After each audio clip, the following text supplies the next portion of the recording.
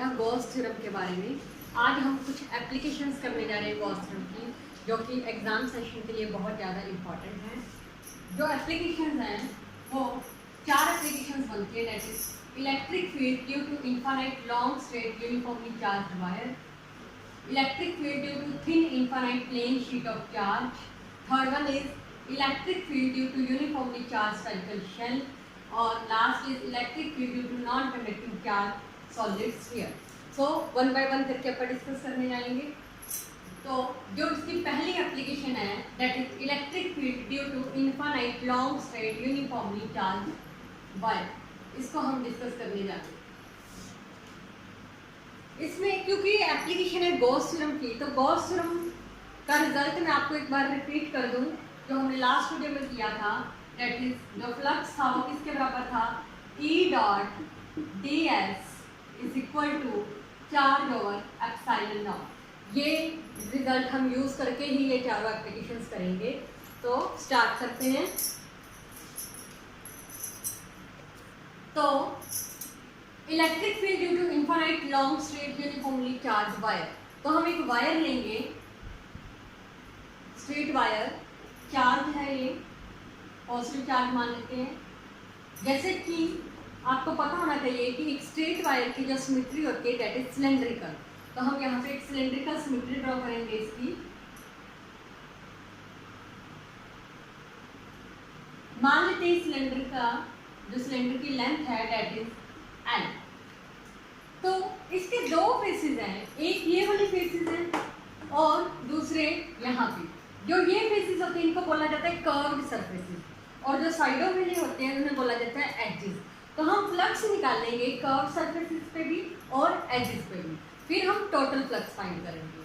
Clear? तो start करते हैं। हम इलेक्ट्रिक फील्ड में पढ़ाइए तो इलेक्ट्रिक फील्ड किसी भी एक डायरेक्शन में ले सकते हो आप, चाहे एजेस में ले लो चाहे कर्व्ड में ले लो, डज नॉट मैटर। तो हम इलेक्ट्रिक फील्ड कर्व्ड सरफेसेस पे ले रहे हैं लाइक दिस।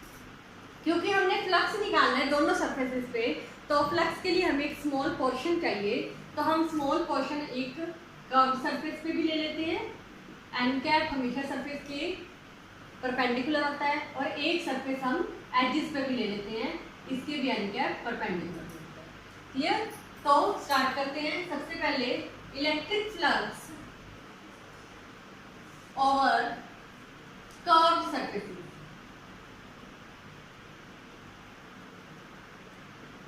और कर्व सरफेसेस। कर्व सरफेसेस पे इलेक्ट्रिक फ्लक्स निकाल रहे हैं, तो हम यहाँ पे सी मेंशन कर रहे हैं कर्व सरफेसेस के लिए। फ्लक्स का फॉर्मूला होता है अपने पास E dot d S. D S किसके बराबर होता है हमने करा हुआ है, that is N cap d S. Clear? Now E N cap की वैल्यू 1 होती है, डॉट हटा के कॉस थीटा, तो आ जाएगा अपने पास cos theta d S. Clear? अब हमने एंगल चेक करना है कर्व सरफेस से। हमें पता है एंगल किसमें होता है, एक इलेक्ट्रिक फील्ड और यूनिट वेक्टर के बीच में होता है। क्योंकि यहाँ इलेक्ट्रिक फील्ड और यूनिट वेक्टर सेम डायरेक्शन में जा रही है, तो एंगल कितना होगा, 0 डिग्री। तो हम यहाँ पे एंगल फिल कर देंगे 0 degree, cos 0 degree D S. Cos 0 1 होता है, तो अपने पास आ जाएगा ई डी एस।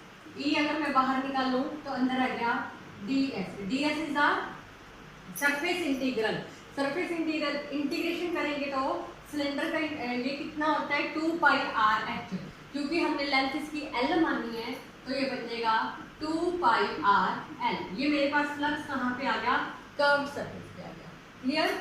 नाउ हम इलेक्ट्रिक फ्लक्स निकालेंगे over edges. Electric flux over edges, edges पे भी फाइंड करेंगे। एजेस पे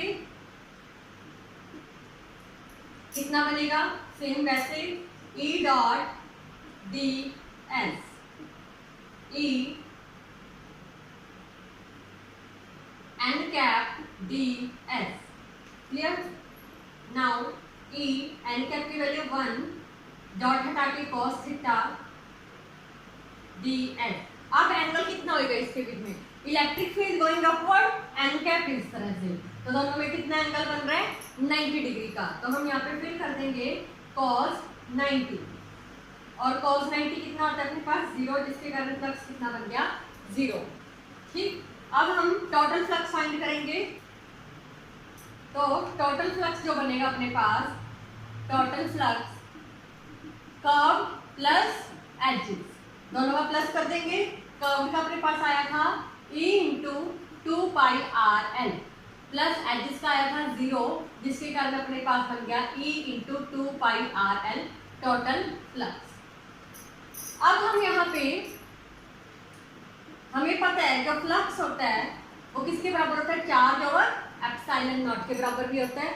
तो हम फ्लक्स की वैल्यू फिल करेंगे यहाँ पे E into 2πRL Q over epsilon not.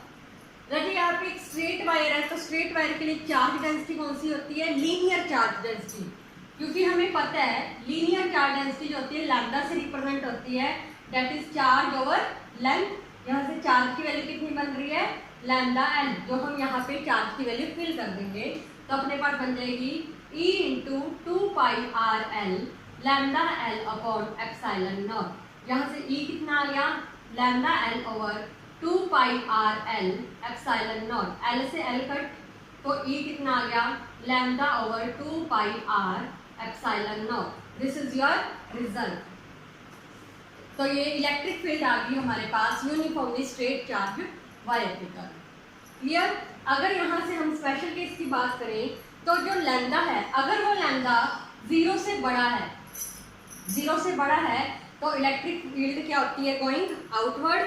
अगर ये लैम्डा इससे छोटा होता है तो वो क्या हो जाती है, inward, electric field going inward. Clear. So this is your result. Please note down. Now proceed with our next topic. Next topic is also the application of Gauss theorem. जैसे कि ये एक स्ट्रेट वायर के कारण थी, वो एक sheet के कारण हुई।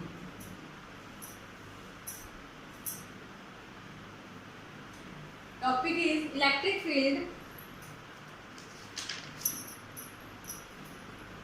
due to thin infinite sheet, charge sheet। वो एक वायर के लिए हमने करी थी, अब एक शीट के लिए कर रहे हैं। मान लेते हैं एक इनफाइनाइट चार्ज शीट है। इनफाइनाइट है तो हम कुछ इस तरह से ले रहे हैं, ये पूरी तरह से चार्ज है। सपोज एक रोड ली हमने, उसको शीट के अंदर पायरसिंग कर दिया, पायरसिंग मतलब आर पार कर दिया। तो हमने, आपने लिखना है ये, एक रोड को इसके अंदर पायरसिंग करा,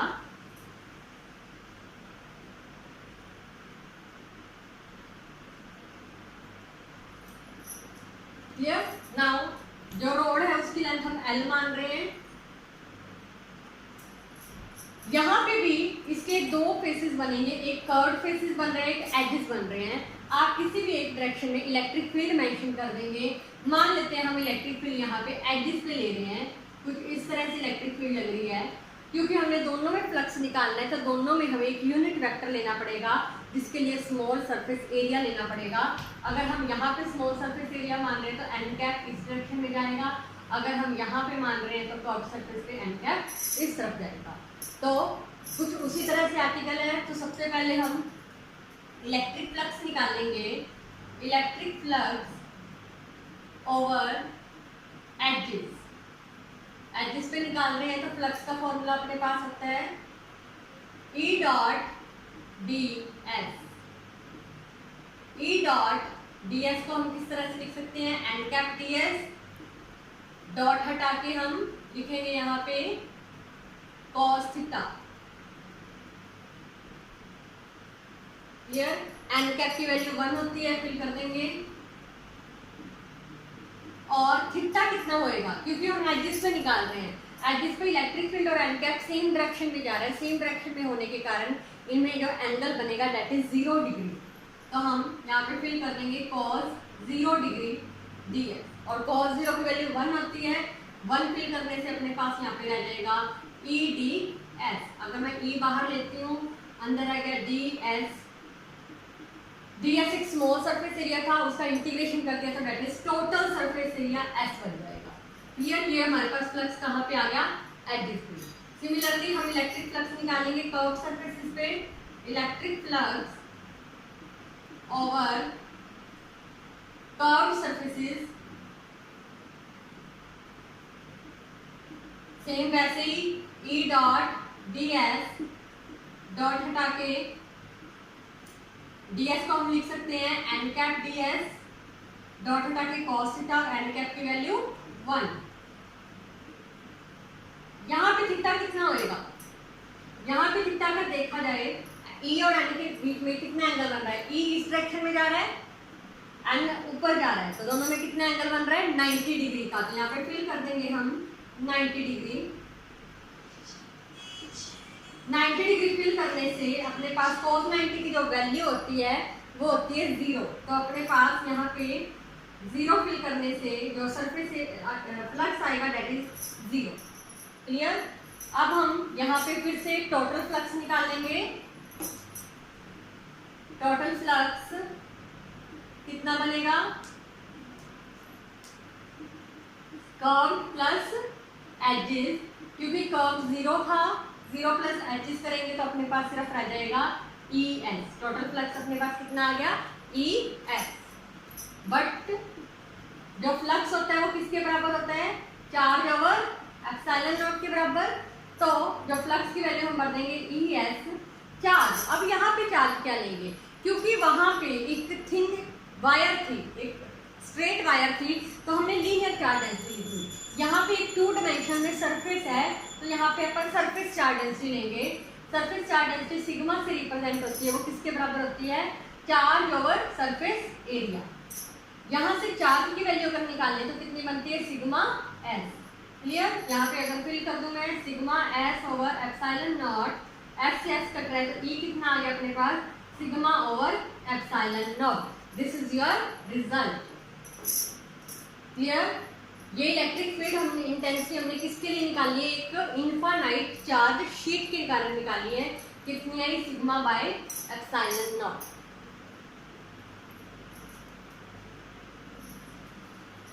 ओके, नाउ हम डिस्कस करेंगे इसकी थर्ड एप्लीकेशन को।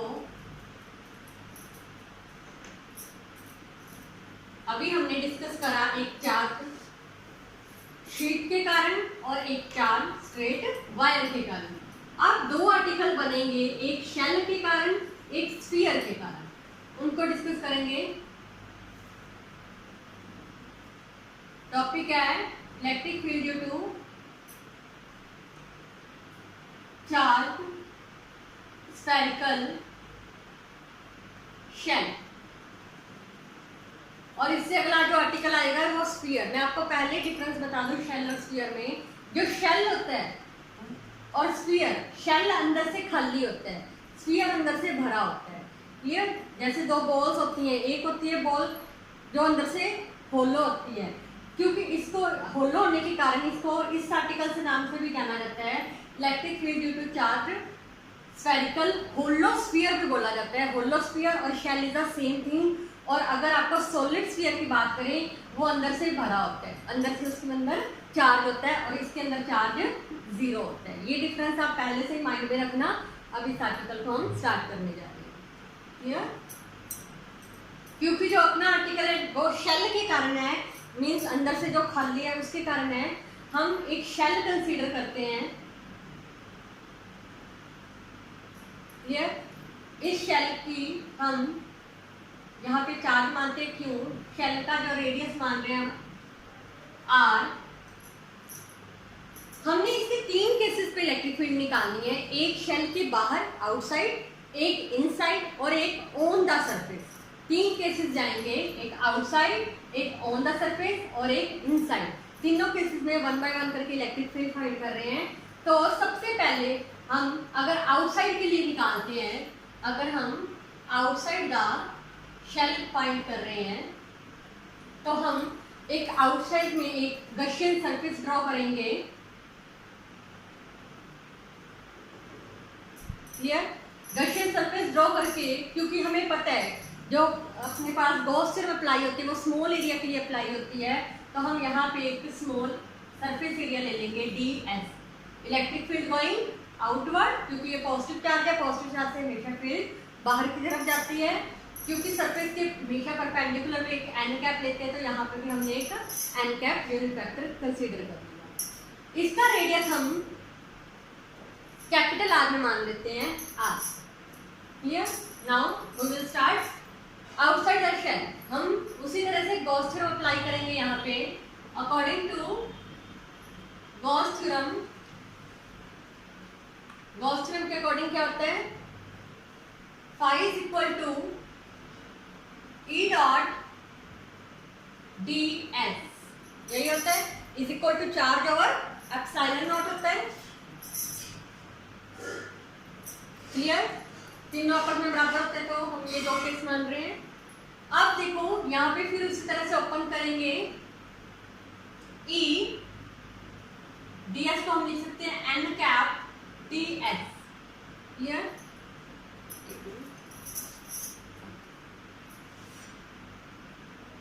ई dot d S charge over epsilon naught, हम डी एस को लिख रहे हैं N cap d S charge over epsilon not.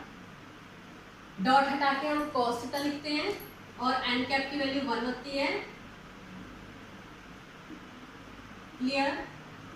Now angle कितना होएगा इनके बीच में, ई और एन दोनों सेम डायरेक्शन में जा रहे हैं, सेम डायरेक्शन में जाने के कारण उनके बीच में एंगल 0 डिग्री बनेगा। तो यहाँ पे फिल करते हैं, थीटा 0 डिग्री फिल कर रहे हैं, D S charge over epsilon naught. Clear. cos 0 की वैल्यू 1 होती है, तो अपने पास ये रह गया E d S charge over epsilon naught. E हम बाहर ले रहे हैं, अंदर रह गया d S charge over epsilon naught. D S is a small surface area, उसका इंटीग्रेशन कर रहे हैं, तो टोटल सरफेस एरिया क्या बनेगा इसका, 4 पाई आर स्क्वायर। क्योंकि हम आउटसाइड में बात कर रहे हैं तो आर हम कैपिटल वाला लेंगे, तो 4 pi are square charge over epsilon naught. Clear. यहाँ से इलेक्ट्रिक फील्ड की वैल्यू कितनी बन गई है, इसके नीचे चला जाएगा 1 by 4 pi epsilon naught q over are square. This is your result. Clear. यहाँ से हमें पता चला जो ई है वो आर स्क्वायर के इनवर्सली है। अब हम ऑन द सरफेस कैलकुलेट कर रहे हैं। ऑन द सरफेस, सरफेस के ऊपर मीन्स यहाँ पे, अगर यहाँ पे ड्रॉ करते तो हमें यहाँ पे एक सरफेस एरिया लेना पड़ता d s, electric field going outward, n cap उसके परपेंडिकुलर। तो फर्क क्या गया, फर्क सिर्फ इतना जा रहा है कि हम कैपिटल आर की बजाय क्या ले लेंगे, स्मॉल आर कंसीडर कर लेंगे। मीन्स जो आर है वो किसके बराबर हो जाएगा, आर के बराबर। तो हम यहाँ पे सीधा रिजल्ट में फिल कर रहे हैं, तो अपने पास इलेक्ट्रिक फील्ड की वैल्यू आ जाएगी 1 by 4 pi epsilon naught q over are square. Clear. But यहाँ पे क्योंकि वो चार्ज है, यहाँ पे जो शेल है वो अपना चार्ज है, इसके ऊपर चार्ज होने के कारण हमें चार्ज डेंसिटी कंसीडर करनी पड़ेगी। चार्ज डेंसिटी कितनी होगी यहाँ पे, sigma is equal to charge over surface area. तो यहाँ पे चार्ज की वैल्यू मेरे पास बन रही है sigma into surface area. Surface area कितना है यहाँ पे 4 पाई आर स्क्वायर। मैं अगर यहाँ फिल करता हूँ तो इलेक्ट्रिक फील्ड मेरे पास कितनी बन रही है 1 by 4 pi epsilon naught sigma into 4 pi are square over are square. R square से आर स्क्वायर, 4 पाई से 4 pi mean sigma over epsilon naught अपने पास आ गया रिजल्ट। क्लियर। ये कांस्टेंट है, दोनों कांस्टेंट होने के कारण ये मैक्सिमम फील्ड को रिप्रेजेंट कर रहे हैं। Now third case, inside the shell, shell के अंदर। क्योंकि मैंने आपको स्टार्टिंग में बताया था शेल अंदर से होलो होता है, होलो होने के कारण उसके अंदर कोई चार्ज नहीं होता। अगर कोई चार्ज नहीं है, चार्ज 0 है, तो ऑब्वियसली उसकी इलेक्ट्रिक फील्ड भी क्या बनेगी, 0 बनेगी। क्लियर। तो हमने ये तीनों केसेस में उसकी इलेक्ट्रिक फील्ड कैलकुलेट कर ली। Now we will draw the graph of charge circle shell. अगर हम एक ग्राफ ड्रॉ कर रहे हैं, इस तरह हम डिस्टेंस फ्रॉम सेंटर ले रहे हैं और इस तरह हम इलेक्ट्रिक फील्ड मेंशन कर रहे हैं, तो कुछ ग्राफ किस तरह से बनेगा देखिए। एक ऐसा केस था जब इलेक्ट्रिक फील्ड जीरो थी, एक ऐसा था जब मैक्सिमम हुई और एक इनवर्सली में आई। जीरो का मतलब वो एक्स एक्सिस को ही रिप्रेजेंट करेगा, तो हम यहाँ पे सबसे पहले ये केस का इनसाइड वाला अगर रिप्रेजेंट करें तो इसी लाइन के ऊपर एक ग्राफ इतना इतना बनेगा। ये किसको रिप्रेजेंट कर रहा है, जब इलेक्ट्रिक फील्ड क्या थी अपनी जीरो। उसके बाद क्या हुआ था, वो मैक्सिमम चली गई थी। मैक्सिमम मीन यहाँ पे आप इसे मैक्सिमम कंसीडर कर लेंगे। ये किसको रिप्रेजेंट कर रहा है अपना, R is equal to R को रिप्रेजेंट कर रहा है। मैक्सिमम आई थी, यहाँ पे अपन मेंशन कर देते हैं E क्या आया था, मैक्सिमम। और तीसरा केस ऐसा था,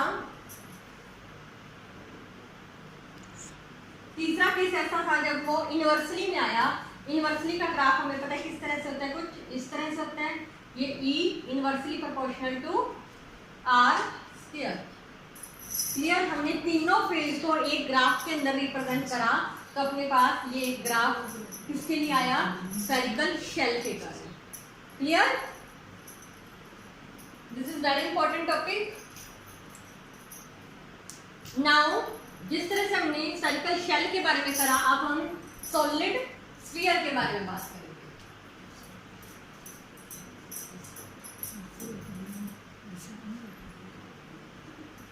अभी मैंने थोड़ी देर पहले बताया था कि शेल अंदर से खाली होता है, स्फीयर अंदर से चार्ज से भरा होता है। तो अब हम non conducting charge spherical sphere के बारे में बात करेंगे।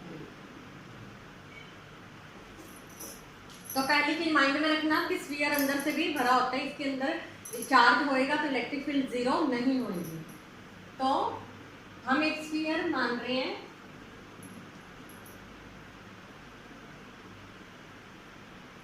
हमने एक स्फीयर माना, सेंटर O, स्फीयर का कोई रेडियस मान लेते हैं हम, सपोज R। क्लियर, यहाँ पे कोई चार्ज पड़ा है Q। यहाँ पे भी हमने तीन केसेस में फील्ड निकालनी है, इनसाइड, ऑन द सरफेस और आउटसाइड में। तो अगर सबसे पहले हम फाइंड कर रहे हैं इनसाइड द स्फीयर, इनसाइड है तो अगर अंदर लेना है तो हमें एक गॉसियन सरफेस ड्रॉ करना पड़ेगा अंदर की तरफ। हमने एक सरफेस ड्रॉ करा अंदर की तरफ, तो हम इसका रेडियस जो मान लेते हैं दैट इज स्मॉल r। तो हम इसका भी एक छोटा सा सरफेस एरिया मानना पड़ेगा ds। Electric field going outward और n कैप उसके perpendicular. Clear, so start according to Gauss theorem, E dot ds charge over epsilon. यहाँ पे एप्सिलॉन नॉट नहीं लेंगे, क्यों, क्योंकि एप्सिलॉन नॉट वैक्यूम को रिप्रेजेंट करता है, क्योंकि ये अंदर से फिल है तो यहाँ एप्सिलॉन लेंगे। क्लियर, तो यहाँ पे सबसे पहले ds की वैल्यू फिल करेंगे, n cap ds charge over epsilon.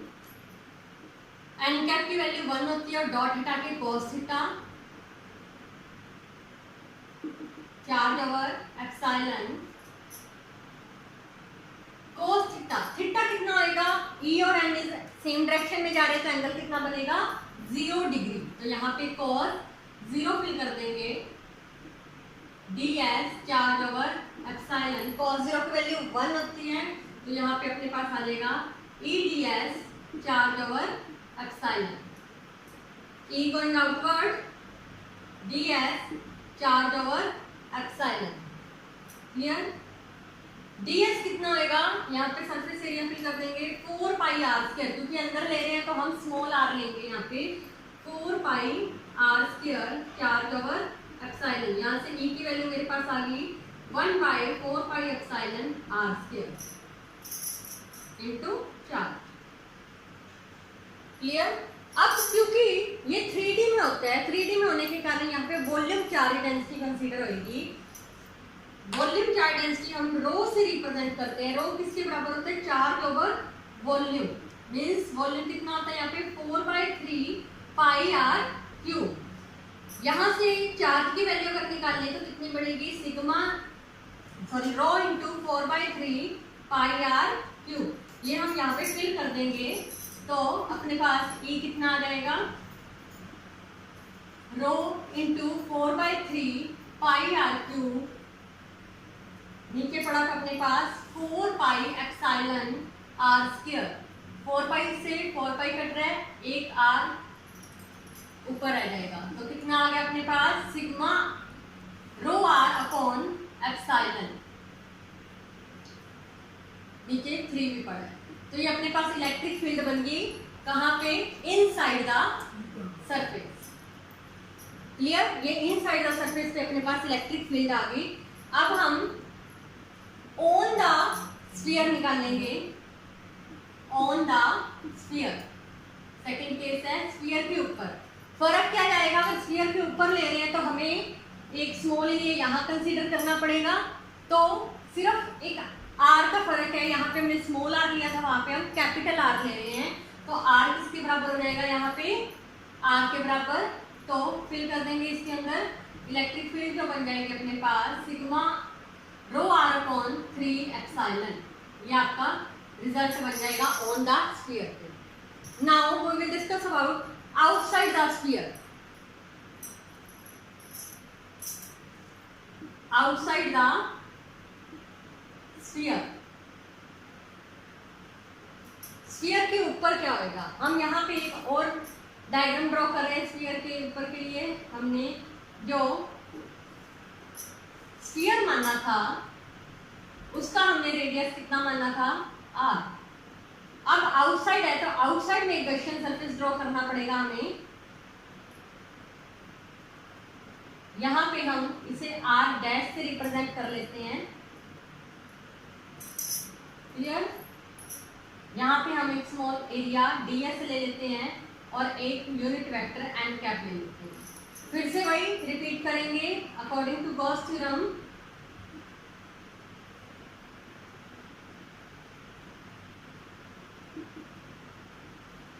E dot ds charge over epsilon.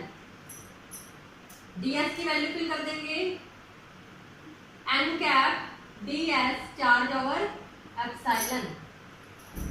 n की वैल्यू 1 और डॉट हटा के cos थीटा,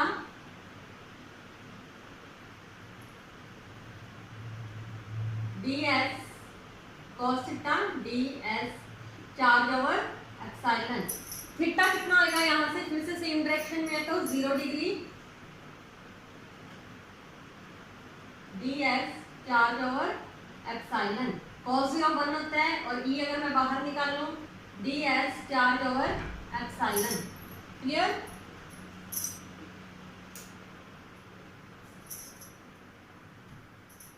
यहां से हम मैं इसे इरेज कर रही हूं।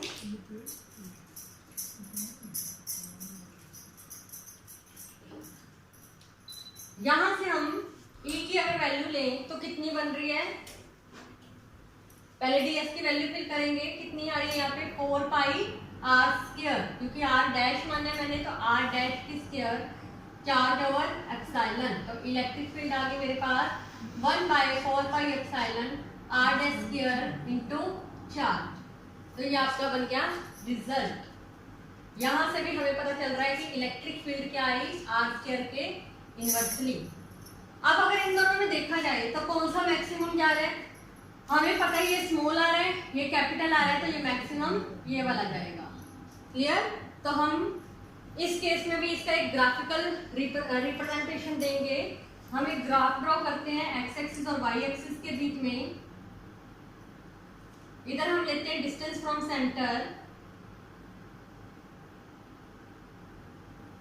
और इस तरफ हम ले रहे हैं इलेक्ट्रिक फील्ड। हमने इनके बीच में एक ग्राफ ड्रॉ करना है।